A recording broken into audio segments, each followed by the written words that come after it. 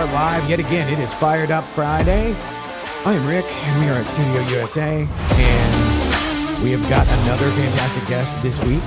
And first off, again, the most astute viewers will notice there is no Wayne. And so I messaged Wayne. Oh, actually, first let me introduce Brian White. Hey, good morning. I am not Wayne, so Yes, that is a good heads up for anybody watching. This is 2 weeks of substitute Yeah. Wayne. But Wayne messaged me because I said, like, dude, are you on your way? Because half the time he's out taking a call in the parking lot. I'll be up in a second. This time he's like, I'm about to leave Canada. So I'm like, so does that mean you're not going to make it?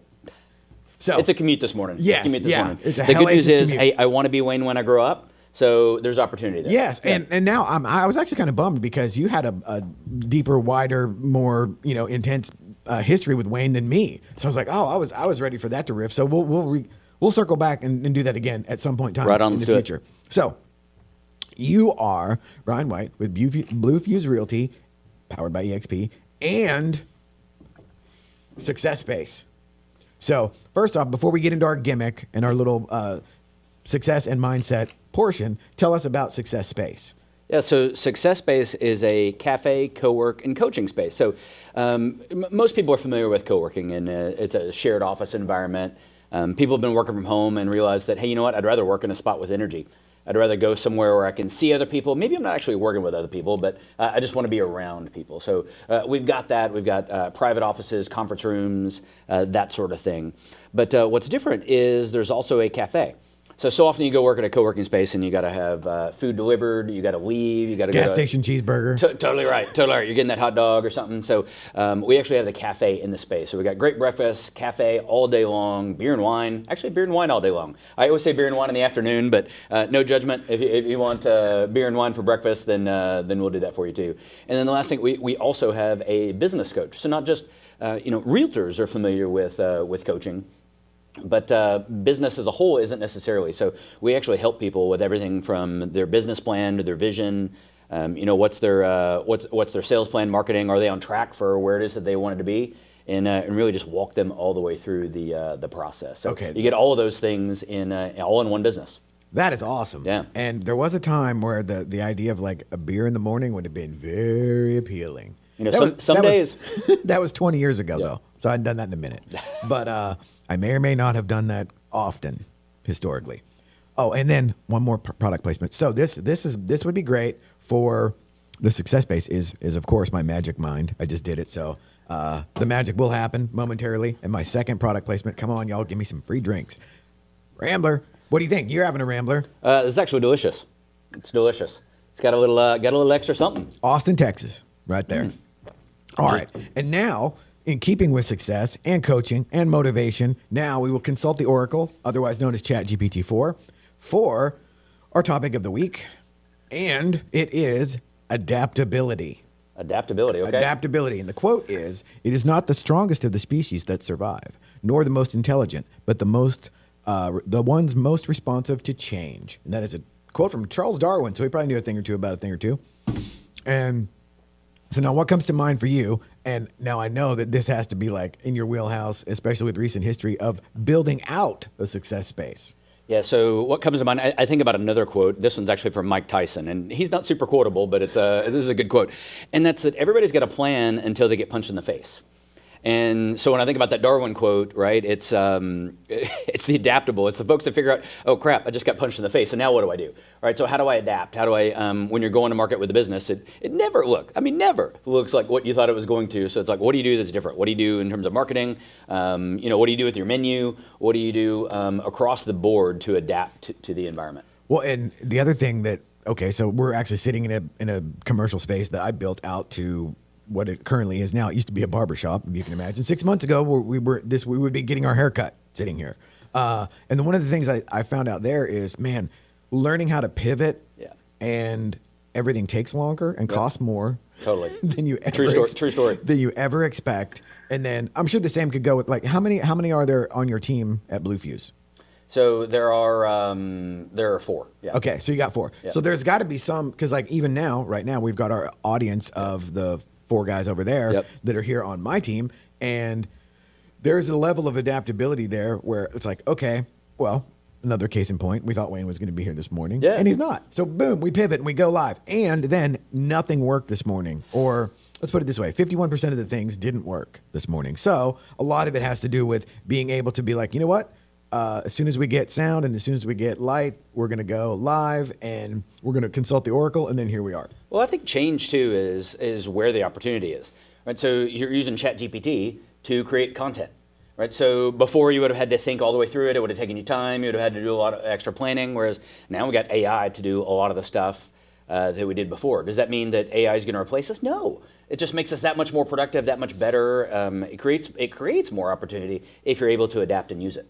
Yes, and one of the things is, one of the skills that will come from that is how do you actually interact with it? Because if people had a hidden camera on me, they would think I was a crazy person, because I would literally sit there with a combination of Siri and GPT and go back and forth. And I will have a conversation with it back and forth, back and forth, back and forth until 40 minutes is gone. But the better you get at that, the more distilled down everything becomes. And it is a shortcut. And the other thing, like for this, where it just gives us a topic. So the anxiety that would have been produced by like, oh no, we got to make it good, we got to put some thought into this or whatever, is completely removed. And then that way it actually, on a ironic note, it actually heightens the level of anxiety right before you go live and you know what you're going to talk about. So it's a combination. Now, do you use GPT for anything, or? I do. I use it for content ideas. I use it for some socials. I use it for listing descriptions. Right. It is absolutely a game changer for YouTube. Yeah. Descriptions and titles and, plugging in. And then the other thing I love about it is you can adapt it to think like, you basically create a character. Like, okay, you're a marketing expert with 20 years experience and you did whatever. And then to be able to integrate that is something, and it's so weird because, being in real estate forever, there's always the gimmick of the week. Sure. And so then all of a sudden there's a class on it everywhere, there's a seminar or whatever. But I think the thing is you can actually teach it who you are, right? You can teach it, okay, this is the voice for this, like so for luxury real estate, for instance. Okay, you can create a voice for your listing descriptions or your marketing for who you want it to be in luxury. And that there's, okay, first-time buyer. Great, you can teach it a very different voice for first-time buyers. So you can niche it down to specific things, right? So I can create a different voice for success base and who I'm trying to target and market, all within the with the same ChatGPT. Right on. And now to think in terms of like, are you doing that yourself, or do you have like? So one of the biggest problems I've had to adapt is. So like now with you and Tish, were y'all always a duo as far as the real estate in the company? Yeah, we've always. So she actually got started. I spent 20 years in corporate sales, and she got started first. So she was recruited in. She's the real estate genius between the two of us. And, so and does really, that make you the ops guy? Is that? That's totally right. So she's the people connector, and I'm the driver. All right. So I'm the follow through and the guy that just keep coming. The number nerd. Totally right. Yeah, totally right. So so the two of us together have a whole brain. And she recruited me in the well business. Played, sir. Yeah, thanks. Yeah, scoring points. Scoring points. Okay, so now, one of the things is how do you adapt? So I was a mortgage guy in a previous life, which in the ivory tower at Citi, there is no adaptability. It's like you either adapt to the exact thing that we are hammering your square peg into, or you go somewhere else. So now, how do you move from the corporate world to then work with your significant other? Because I will freely admit I'm in awe of the folks that are absolutely able to be around each other 24/7 and work together and be successful. I mean, that's a lot of ands. So it is a lot of hands, and it's funny. When we first started working together, the first 90 days or so, we looked at each other and said, "Oh wait, who's going to do that?" So neither one of us are detail people. We're both. So I'm a driver, she's high I, and we just go, and we're like, "Hey, somebody's actually got to do the work." So we had to hire for that, and that was one of the first things that we did in terms of adaptability. It's like, okay, here's what we're great at. Here's what we're not great at. That work's still got to get done. It's just that creates an opportunity for somebody else. So that's another thing. I think so often people think that hiring is almost an admission of weakness. It's if I can't do everything, then I'm weaker. No, you're actually stronger. That's how you get growth. That's how you get scale. And honestly, that's how you get joy, because you could spend more time in your joy zone, right? That's more time in your highest productivity zone doing the things that you love to do. Brittany and I talked on that last week where, because I'm fascinated by the folks that are able to build a team and then actually have that scale. And because I'm still, it is a work in progress. As you've seen this morning, we are absolutely building the plane in midair. So we're flying and it's like, oh, hey, there's no tail. But the ability to take something that you're good at and then let go of it and let somebody else do it is, for me, that was, realizing, oh, I'm the bottleneck. Yeah. It's hard because you could look at many things and you may say, you know what, I can do that better. And you probably can, right? So if somebody else can do the work at 80%, that means that if it was work you were doing, you could have done it at 100. But you can only do 100%. You could get 10 or dozens of people operating at 80%. And if you do that, then you get way farther in your business than you would have otherwise. So you've just got to look at it. Do you want 100% of a small thing? Or do you want to be able to get it to grow? And then you create opportunity for other people. So other people need jobs. You have an opportunity to be a blessing. You have an opportunity to encourage and develop and challenge others to really bless other families.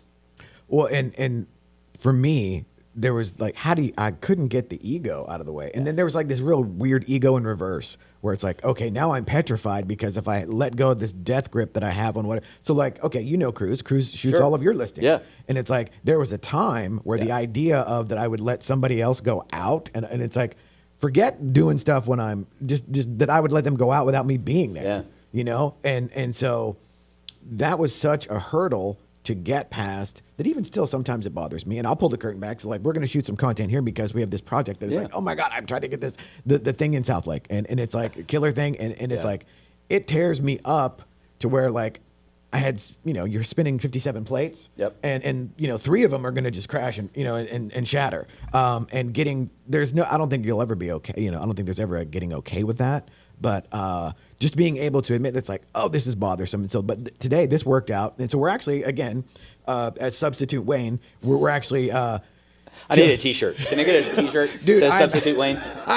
I'm absolutely getting shirts made that says I'm not Wayne. Let's do it. Okay, that is fantastic. Yeah. But the whole idea of... So another thing is we met by way of... This is like super full circle. Totally. Where pre-COVID, the other...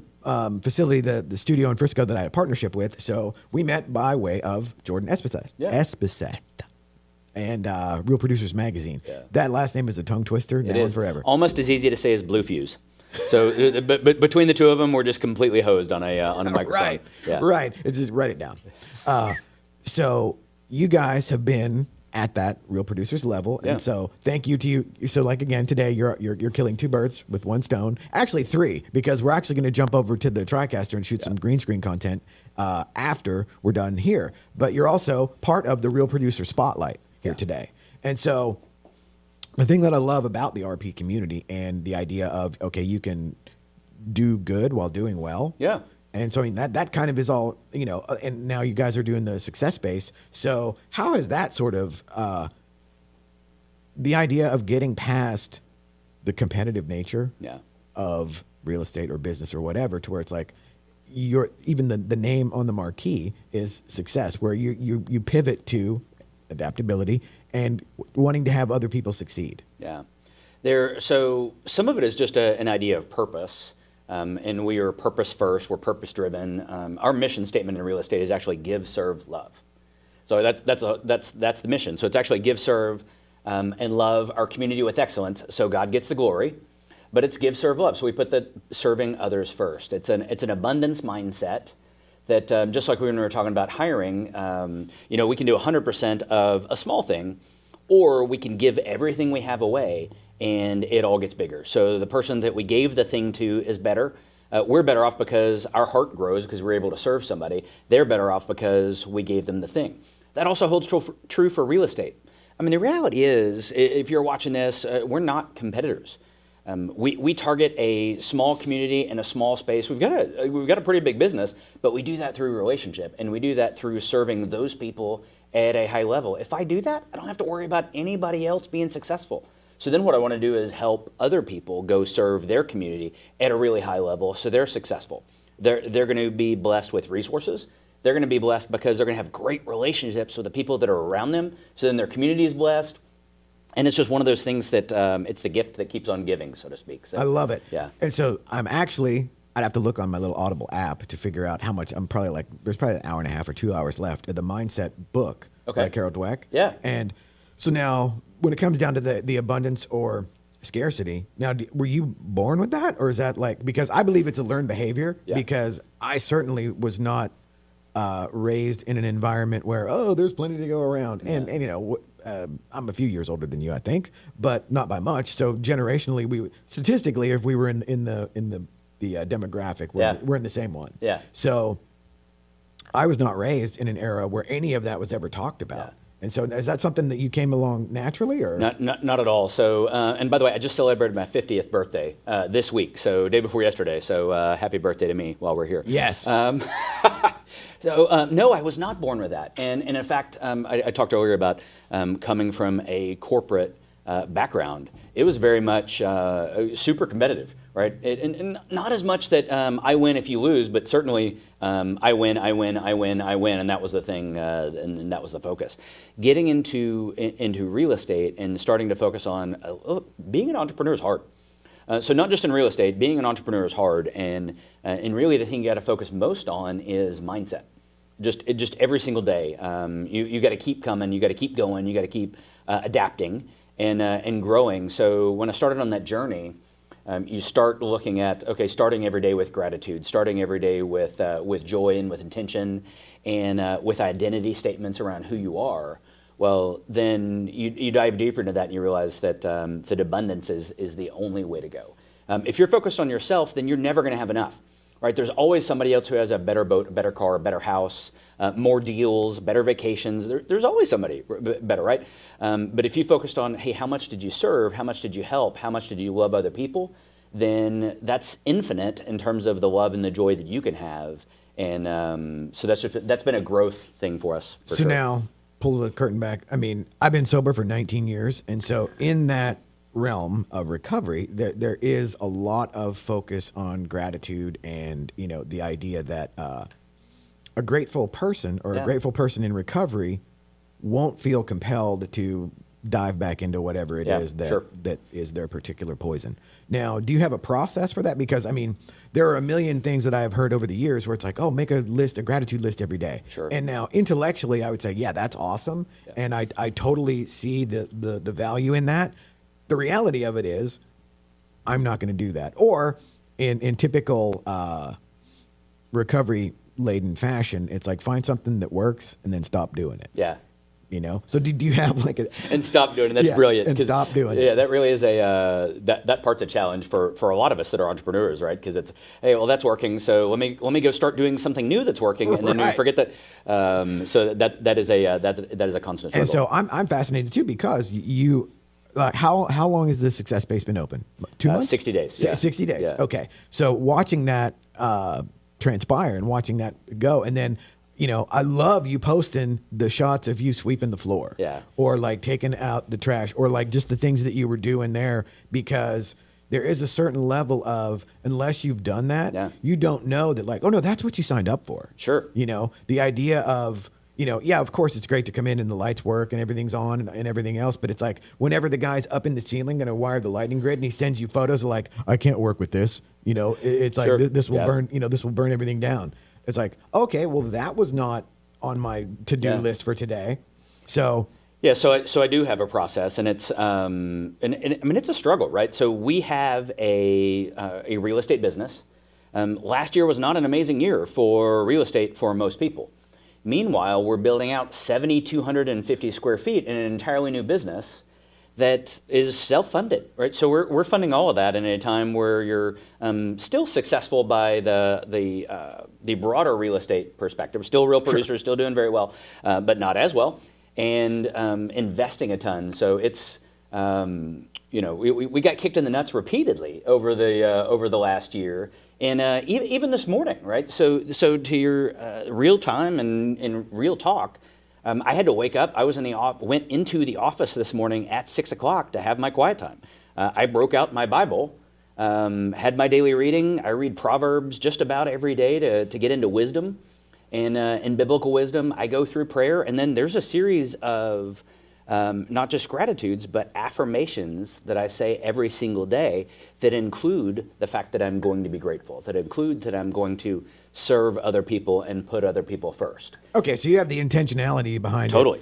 Yeah, and so what's interesting, so I don't have a process per se, and again, like I said, intellectually, I know that'd be a good thing. Yeah. But that idea of taking action and doing then becomes the thing where you internalize it. So, and now, is it something that, do you miss it? Like if you miss a day, you're like, I'm off. Something's off. Yeah, I probably don't miss it every day, one day, but if I go more than two, I for sure miss it. And I see my heart posture, right? I start to become ungrateful.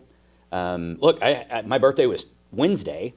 And that was the best. I mean, the best day. I mean, and then today's Friday, and was already seeing, because I didn't do it yesterday. I was already, totally right. So I had to get back into that and get back into that encouragement. There is very much a thing of I am all about intent.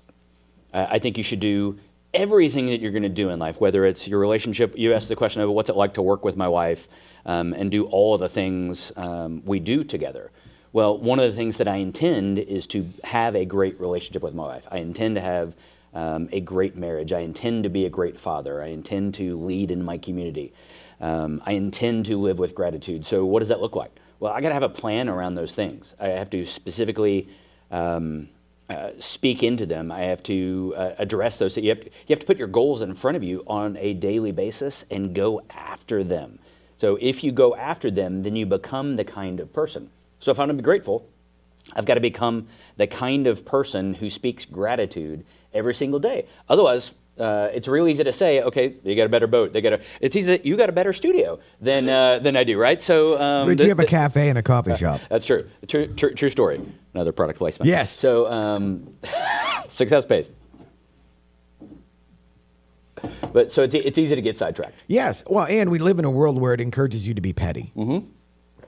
It absolutely, right. And then the doom scrolling, you could absolutely just get ate up with that. And now to that, so like all the guys that are here are in their 20s, and so like I have this weird, I don't have kids or anything, it's like, and my ex-wives would be like, oh, hey, I'm sure he intended well. It just didn't turn out that way. But the idea of trying to get, I would have never thought that having all the young guys, my little army of creatives or whatever, even though I hate the word creatives, but it's a nice one size fits all. But the idea of having those guys here and just seeing them grow and develop, and that's a thing I didn't know was a thing. Really, it's like, again, intellectually, there's a lot of stuff that I would say like, oh sure, I would pay credence, I would lend credence to it, but it doesn't mean that I actually internalize it. And so like on all your processes, is that something that you just gravitated towards naturally, or were you taught that? Good question. So some of it is over time. I've just figured out that life is not about me. It's not. If I think life is about me, then I'm going to be selfish, and then life shrinks in on myself, and I literally can never be satisfied. So there's a great quote, and it's a quote about Jesus, right? So it's a biblical quote that even Jesus came not to be served, but to serve and to give his life. Right, so if Jesus came to serve and to serve other people and to love them first, then why shouldn't I? So now, back to I said before, like, who are you trying to become? Like, who's the person you want to be? Well, I want to be more like Jesus, right? So I want to figure out how to serve other people, and that's everybody, right? So that's the people here. That's the people. If you go grab, we were talking earlier. If you go grab Chipotle, like how can you love on somebody there? How can you make literally every environment you're ever in better and encourage the people on the other side? And if you could do that, you're going to have a great life. I don't know how much stuff you're going to have, but you're going to be filled with love. You're going to be pouring into others. That's going to raise their boat. People are going to want to be around you, and it's going to be a great life. I promise. And so, like, just to echo that, one of the things that I teach, all my guys, like I said, they're all in their mid-20s, is that I want to be where I'm giving 51% Yeah. of a given exchange. Yeah, it's good. Because as a lifetime batting average, you know, good. karmically speaking or whatever, that I'll never be, my side of the street will always be clean. Yeah, it's good. You know? Yep. And then we'll wrap this up. I was going to say, what would you tell your 25-year-old self as far as, because like, you know, we've got our little audience of Gen Zers in here. Yeah, so I would tell my 21-year-old self to love the people on the other side unconditionally, because we're all crazy. We're all jacked up in some way. It's almost a game to try to figure out, to find the other person's crazy, because it's there. You may not see it yet. And in the social media, the world of social media today, it's all about we show the shiny parts. We show the beauty on the outside, but you don't see the inside. So, highlight reel. We show the highlight reel. So I would just say to love the other person no matter what, because they're jacked up just like you. And that should give you confidence in loving them too, rather than a lack of confidence, because everybody's all messed up. So if you can love people on the other side for whoever it is that they are, then man, that ends up being amazing, because everybody has something to give you as well. All right, so there is whether it's love, whether it's something to teach you, somebody to introduce you to. There is something that everybody has to offer you, and you have something to offer everybody. So if you go through life trying to give and serve them, back to our mission statement, give, serve, love. If you go through life trying to give and serve people on the other side, then yeah, your life is going to end up being amazing. Right on. Well, thank you for coming out. Sure. Thanks for having me. Absolutely. And let's do a little cheers to success, y'all. Chink. Take us out, boys.